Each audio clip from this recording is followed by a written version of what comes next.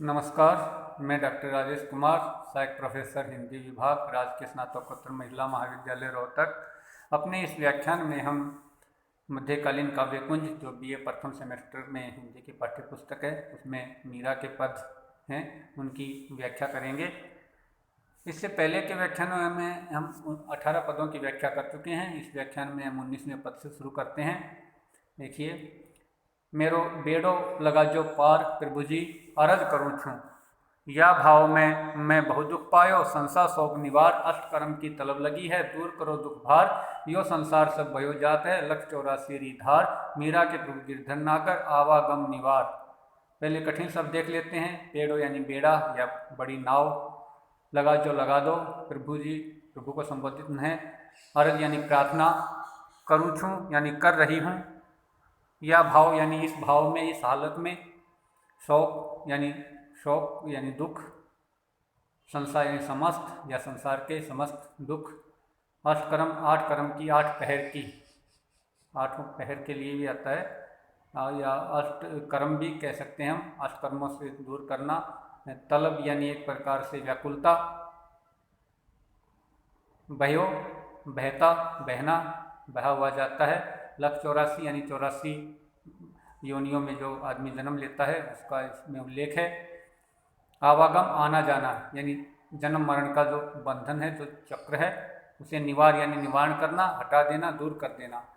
तो इसमें आप प्रश्न लिख सकते हैं। प्रस्तुत पद हमारी हिंदी की पाठ्य पुस्तक मध्यकालीन काव्यकुंज में संकलित मीरा के पदों में से लिया गया है। इस पद में मीरा अपने प्रभु श्री कृष्ण से आवागमन यानी ये अपने जन्म मरण का चक्कर और लाख 84 में जो आत्मा भटकती रहती है उस दुख को दूर करने के लिए उनसे प्रार्थना करती है। तो इसमें मीरा कहती है, प्रभु मेरा बेड़ा पार लगा दो, मैं आपसे अर्ज कर रही हूँ, प्रार्थना कर रही हूँ, अर्ज करूँ छूँ, अर्ज कर रही हूँ, प्रार्थना कर रही हूँ कि इस भाव में, इस हालत में, इस स्थिति में मैंने बहुत दुख पा लिया है, मेरे सारे सांसारिक दुखों को निवार यानी दूर कर दो, निवारण कर दो। मुझे अष्टकर्म की तलब लगी रहती है, यानी मुझे 8 पहर का दिन रात होता है। एक पहर में हम कह सकते हैं 3 घंटे होते हैं। तो कहती है 8 पहर मुझे तलब लगी, मुझे बेचैनी लगी रहती है, ये मेरा सारा दुख भार आप दूर कर दो।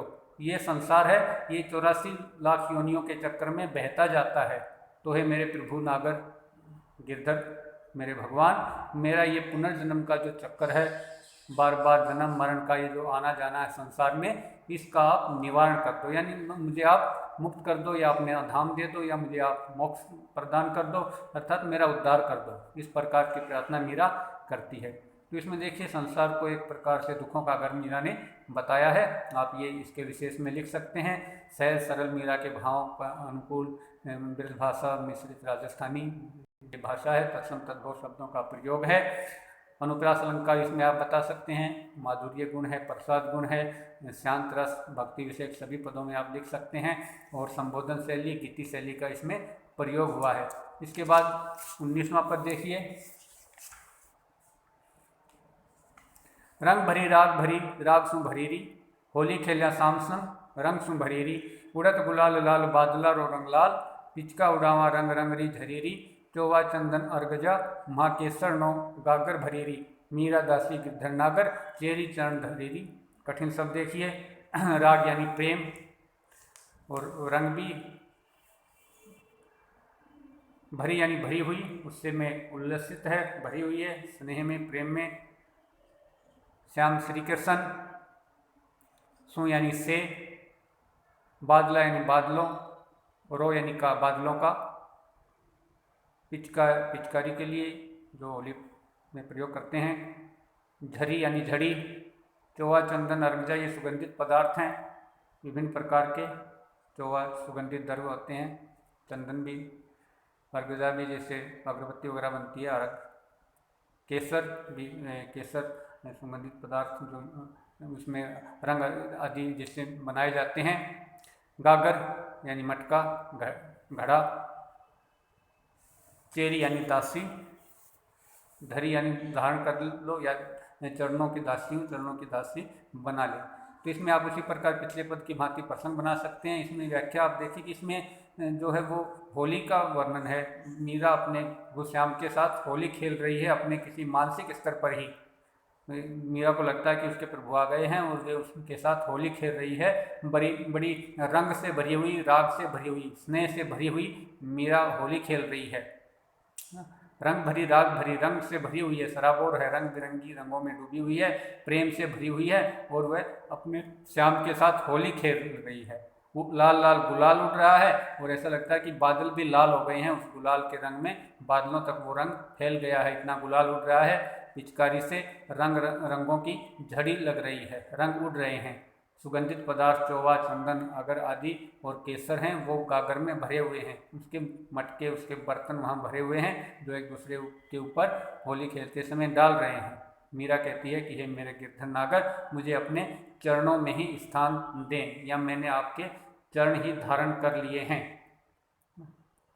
चरणों में ही वे होली खेलने के लिए, ऐसा भी कह सकते हैं कि जो रंगों के जो गागर है, सुगंधित पदार्थों वाले रंगों की, वो मीरा ने प्रभु अपने श्री कृष्ण के चरणों में ही धर दी है। दासी के रूप में दासी बन गई है और वह गागर होली खेलने के लिए भगवान श्री कृष्ण के चरणों में धर दी है। आप ऐसा भी इसका उल्लेख कर सकते हैं। इसमें देखिए होली खेलने का दृश्य है, एक शब्द चित्र मीरा ने यहाँ खींच दिया है।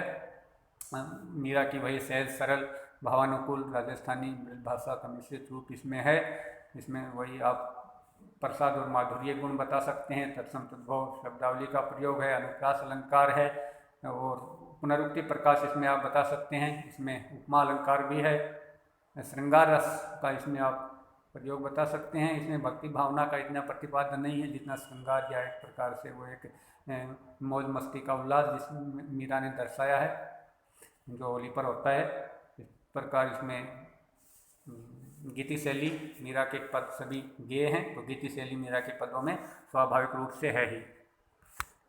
अगला पद देखिए, साजन मारे घर आया देखो, जुगा जुगारी जोमता विरहण पीव पाया हो, रतन करा निछावरा ले आरत साजा हो, प्रीतम दिया सनेसड़ा मरो घणो नवाजा है, पिए आया तुम्हारे सांवरा आनंद अंग आनंद साजा हो, हरि सागर सु नेहरो नैना बंधा स्नेह हो, मीरा रे सुख सागरा शेष विराजा हो। कठिन शब्द देखिए। साजन यानी मीरा का प्रियतम पति श्री कृष्ण जुगा जुगा युग युग से जोता इंतजार कर रही थी मीरा युगों युगों से। निछावर, निछावर करना, रत्न यानी रत्न,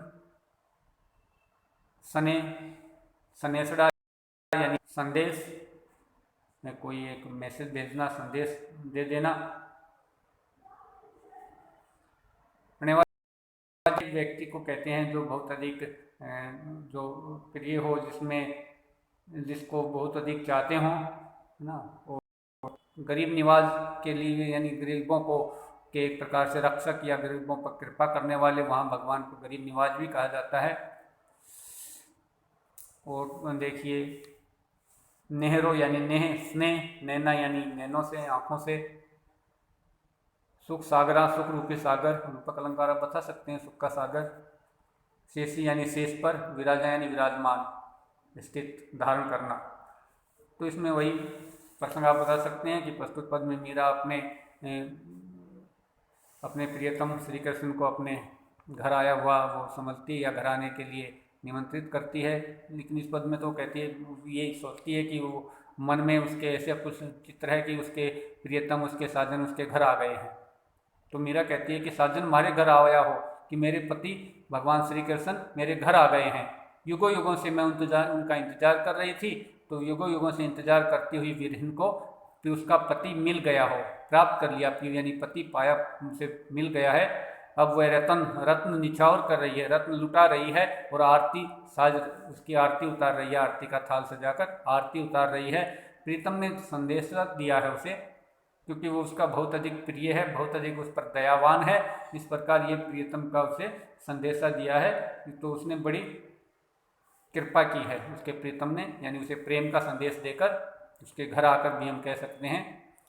उसका सांवरा प्रियतम उसके घर आ गया है, तो उसके प्रत्येक अंग में सज गया है, यानी अंग अंग प्रफुल्लित है मीरा का।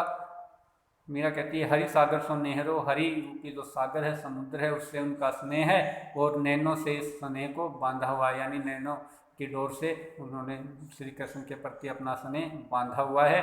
मीरा कहती है कि मीरा रे सुख सागरा, सुख के सागर मेरे प्रभु हमारे सिर पर विराजमान हो, यानी मीरा के प्रभु जी उसके घर आते हैं, उसे जगह नहीं मिलती, उसे कहाँ बैठा है, तो कहती है कि मेरे अपने सिर पर उन्हें धारण कर लेना चाहती है। तो मीरा की एक प्रकार से ये इस प्रकार की भक्ति भावना है जिसमें पूर्णतः समर्पण है और एक पूरी अपने आप को वो दासी समझती है अपने स्वामी भगवान श्री कृष्ण की। तो वही भाव इस पद में आया है। इसमें भी आप वही सहज सरल स्वाभाविक राजस्थानी ब्रज भाषा का इसमें प्रयोग है। इसमें भी आप लिख सकते हैं प्रसाद गुण है, माधुर्य गुण भी है, इसमें तत्सम तद्भव शब्दावली है, अनुप्रास अलंकार है, रूपक अलंकार भी इसमें आप बता सकते हैं, भक्ति विषयक पद है, शांत रस है और संबोधन भी है अंतिम पद में और गीति शैली मीरा के पदों में है ही। इसके बाद 22वां पद देखिए, श्याम बिन दुख पावा सजनी, कुण यहाँ धीर बंधावा, यो संसार कुबद्रो बांडो, साध भावा साधा लणरी निंदा ठाणा, कर्मारा कुगत कुमावा, राम नाम बिन मुक्ति न पावा, जगत मां भूल न लावा, मूर्खी मीरा रे प्रभु थारी शरणा, जीव परम पद पावा। कठिन शब्द देख लीजिए, पावा यानी प्राप्त करना, सखी के लिए सखी को संबोधन में कह सकती है। कुण यानी कौन, यहाँ यानी हमारी मेरी के लिए प्रयोग हुआ है शब्द। कुबुद यानी कुबुद्धि दुर्बुद्धि, भांडो यानी घड़ा बर्तन, साध संगत सत्संग साधुओं का साथ, ना यानी नहीं, भावा यानी अच्छी लगना भाना, साधा साधुओं की, जनरी जनों की साधु जनों की, निंदा निंदा यानी निंदा, ठाणा यानी ठान ली है, करते रहते हैं अपने कर्मों से, कुगत बुरी हालत, कमावा कमाते हैं, बुरी हालत होती है, ऐसे कर्म करते हैं। मुकुति यानी मुक्ति, 84 यानी 84 धार, वही जनयोनि 84 योनियों में आत्मा जन्म लेती है, ऐसी मान्यता है, उसी का वर्णन है ये। शरणा यानी शरण, थारी यानी तुम्हारी, परम पद यानी भगवान का पद पा लेना, मोक्ष को प्राप्त कर लेना, उद्धार हो जाना। तो इसमें भी आप उसी प्रकार प्रसंग बना सकते हैं। तो मीरा कहती है कि श्याम बिन दुख पावा सजनी, किसी सजनी को संबोधित करते हुए मीरा कहती है कि मैंने श्याम के बिना बड़ा दुख पाया है, हे सखी, कौन मेरी धीर बंधाए। धीर बंधाना यानी मुहावरे का प्रयोग है, यानी धीरज देना, तसल्ली देना, मुझे दुखी आदमी को थोड़ा सा सांत्वना के बोल बोलना, उसे धीर बंधाना कहते हैं। मीरा कहती है मेरी कौन धीर बंधाए, ये सारा संसार कुबुद्धि का घड़ा है और इस संसार के लोगों को सत्संगति अच्छी नहीं लगती, साथ संगत ना भावा, इन्हें साधुओं की संगति नहीं भाती, साधु जनों की ये निंदा करते हैं, निंदा करना ठान लिया है और अपने कर्मों से ये कुगत कमाते हैं, अपनी बुरी स्थिति यानी अपना आगे का अपना अगला जन्म बिगाड़ते हैं। राम नाम के बिना मुक्ति नहीं है, मुक्ति प्राप्त नहीं होती और फिर उसी 84,84,84 के चक्कर में पड़े रहते हैं, बार बार जन्म मरण के चक्कर में पड़े रहते हैं। तो मीरा की हमें पता लगता है कि पुनर्जन्म में पूरी आस्था है और कहती है कि भगवान के भजन के बिना या उन्हें स्मरण बिना मुक्ति नहीं होती और आत्मा इस प्रकार जन्म मरण के चक्कर में भटकती रहती है।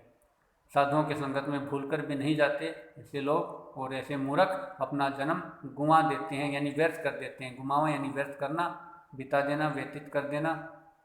मीरा कहती है कि हे प्रभु, मैंने तो थारी ही शरण, आपकी शरण मैंने प्राप्त की है और आपकी शरण में आने पर ही जीव को परम पद मिलता है, परम पद का अधिकारी जीव बनता है।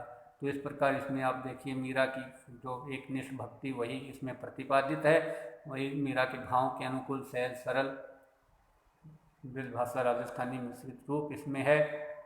इसमें भी आप वही बता सकते हैं प्रसाद माधुर्य गुण, अनुप्रास, इसमें रूपक अलंकार भी आप बता सकते हैं। भक्ति विषयक पद है तो शांत रस का इसमें प्रयोग है और गीति शैली का इसमें प्रयोग है और अंतिम लाइन में मीरा लगभग हर में उसमें संबोधन अपने प्रभु गिरधरनागर को करती है, वो भी आप इसमें संबोधन शैली भी इसमें आप लिखते हैं। उसके बाद 23वां पद, मिलन कैसे होए, 5 पैर धंधे में बीते, 3 पहर रह सोए, मानस जन्म अमोलक पायो, सोते डारो खोए, मीरा के प्रभु गिरधर भजिए होने तो होए। तो इसमें भी कठिन शब्द इसमें कोई ज़्यादा है नहीं। पहर यानी पहर, वो ये 3 पहर होता है या 3 घंटे का एक पहर होता है, 8 पहर का दिन रात होता है। अमोलक यानी अमूल्य, डारो सोते डारो यानी खोए यानी सोकर बिता दिया, खो दिया। भजिए यानी भजना।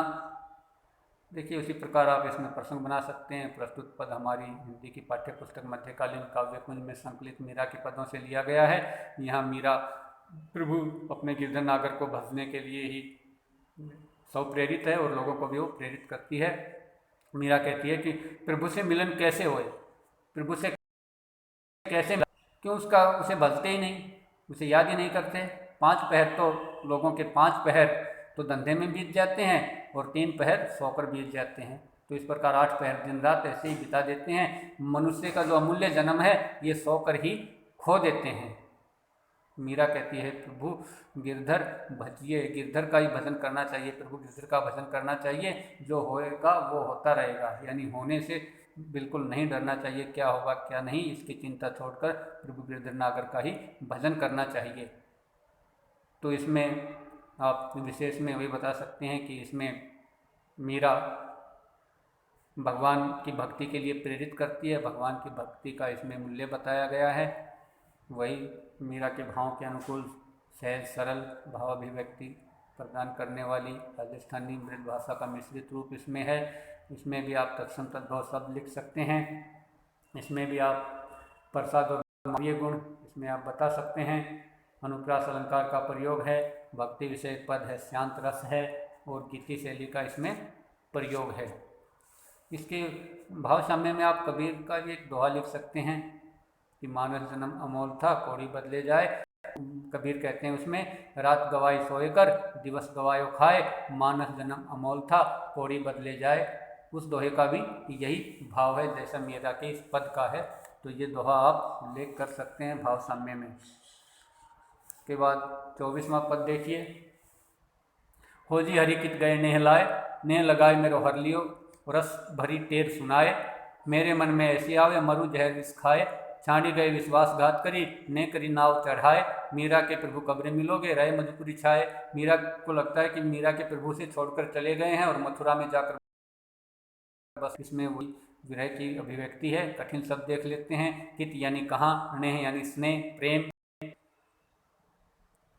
हर लियो यानी चुरा लिया ले लिया, हर लिया टेर यानी धुन, जहर विष यानी जहर या विष यानी जहरीला पदार्थ, विश्वासघात विश्वासघात करना धोखा देना, केरी यानी की, नेह केरी नेह की, मधुपुरी यानी मथुरा के लिए आया है। तो इसका प्रसंग आप उसी प्रकार बना सकते हैं पिछले पदों की भांति ही। इसमें व्याख्या देखिए, फौजी कित गए नेह लगाए, मीरा कहती है हे मेरे प्रभु आप कहाँ चले गए, मुझसे नेह लगाकर, मुझसे प्रेम बांधकर, मुझसे प्रेम जोड़कर, प्रेम का नाता मुझसे जोड़कर आप कहाँ चले गए। नेह लगाए मेरो हर लियो, रस भरी टेर सुनाए, मेरा हर लिया नेह लगाकर उन्होंने और मीठी रस भरी उन्होंने धुन सुनाकर। अब क्या हर लिया ये मीरा, इसमें इस पद में शायद अल्प पद तो दोष हम कह सकते हैं कि मीरा का क्या हर लिया ये उल्लेख नहीं हुआ। इसमें हम अपनी तरफ से कह सकते हैं कि मीरा का हृदय, मीरा का जो मन है वो हर लिया, लेकिन मन शब्द के लिए कोई यहाँ कोई ऐसा पद इसमें आया नहीं। मेरे मन में ऐसी है, मीरा कहती है मेरे मन में ऐसी आती है कि मैं तो मर जाऊं, जहर विष खाए। अब जहर और विष दोनों का एक ही अर्थ है। पुनरुक्ति दोष थोड़ा सा इस लाइन में हम मान सकते हैं कि वही जहर होता है वही विष होता है, जहर विष खाकर। वैसे मीरा की भाव व्यक्ति में इस प्रकार जो पुनरुक्ति शब्द आ जाते हैं, यानी एक शब्द 2 बार उसी अर्थ में आता है। तो आगे देखिए, छाड़ी गए विश्वासघात करी, मुझे विश्वासघात करके छोड़ गए हैं, मुझसे विश्वासघात कर दिया, मुझसे बेवफाई कर दी और मुझे स्नेह की नाव में चढ़ाकर मुझे छोड़ दिया है। मीरा कहती है प्रभु मुझसे कब मिलोगे, तुम तो मधुपुरी मथुरा में जाकर ही बस गए, वहीं पर छा गए, यहाँ कब आओगे, मेरी सुध कब लोगे, मुझसे कब मिलोगे। यानी मिलन की बड़ी इसमें व्याकुलता मीरा ने दर्शाई है। इसमें आप वही बता सकते हैं, सहज सरल भाव अभिव्यक्ति को प्रकट करने वाले राजस्थानी युक्त ब्रज भाषा इसमें है। तत्सम तद्भव शब्द हैं। इसमें भी आप वही बता सकते हैं कि प्रसाद और माधुर्य गुण है। अनुप्रास अलंकार है, पुनरुक्ति प्रकाश अलंकार भी इसमें कह सकते हैं। एक शब्द 2 बार आता है तो यहाँ जैसे हम जहर विष आदि के लिए पुनरुक्ति प्रकाश मान सकते हैं, लेकिन दूसरा शब्द है इसमें शांत रस है और गीति शैली का प्रयोग है, संबोधन शैली भी इसमें है। उसके बाद इस व्याख्यान में हम अंतिम जो पद है 25वां प्रचारित है हमारी पाठ्य पुस्तक में मीरा के, तो 25वां पद भी देख लेते हैं। मारो मन हर लिया रण छोड़, मोर मुकुट सिर छत्र विराजा, कुंडल री छबोर, चरण पखार्या रत्नाकर री, धारा गोमत जोर, ध्वजा पताका तट तट राजा, झालर री जगजोर, भगत जनाराव काल संवारा, म्हारा प्रभु रण छोड़, मीरा रे प्रभु गिरधर नागर, कर गयो नंद किशोर। इसके कठिन शब्द देख लीजिए। हमारा मन यानी मन, रण छोड़ यानी श्री कृष्ण के लिए आया, ये 2 बार आया ये शब्द इसी पद में। रण छोड़ श्री कृष्ण को कहते हैं। उनकी शोभा है। फिर छत्र यानी जो छत्री जो राजे महाराजाओं के ऊपर जो वो विराजती है, छत्र कहते हैं उसे। कुंडल कानों में पहने जाते हैं। छब यानी छवि, और यानी और ही प्रकार के जिसका वर्णन न हो। चरण पखारना, चरण धोना, रत्नाकर यानी रत्नों का आकर यानी रत्नों का घर, समुद्र को रत्नाकर कहते हैं। गोमत यानी गोमती नदी, जो उत्तर प्रदेश में लखनऊ आदि शहर गोमती के किनारे हैं। ध्वजा पताका, ध्वजा और पताके झंडे वगैरह। भगजनारो, भक्त जनों के। काल संवारा, काम बना देना। रणछोड़, वही रणछोड़ प्रभु श्री कृष्ण। कर गयो, हाथ पकड़ना, हाथ ग्रहण करना। तो इसका प्रसंग भी आप उसी प्रकार बना सकते हैं। इसमें मीरा कहती है, मारो मन हर लेना रणछोड़, रणछोड़ प्रभु श्री कृष्ण ने मेरा मन हर लिया है।